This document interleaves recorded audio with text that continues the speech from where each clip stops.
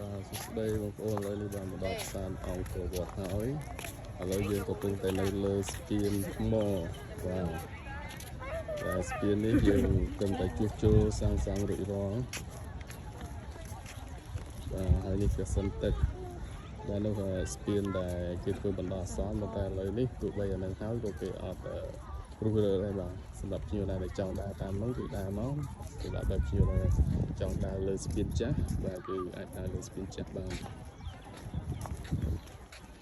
បាទនេះទិដ្ឋភាពពីមុខប្រាសាទអង្គរវត្តបាទឥឡូវនេះយើងធ្វើដំណើរចូលទៅខាងក្នុងហើយបាទថ្ងៃនេះមេឃសតុំតែថតមិនសូវស្អាតប៉ុន្តែគាត់ថាយើងដើរវាត្រជាក់ស្រួលដែរបាទបើសិនមកក្តៅបាទខែនេះវាចូលខែក្តៅហើយបាទក្តៅផងលៀងផងបាទតែបើខែក្តៅនេះក្រុមភាសាចៅកេតបាទអូខេជួបគ្នាបាទវីដេអូក្រោយទៀត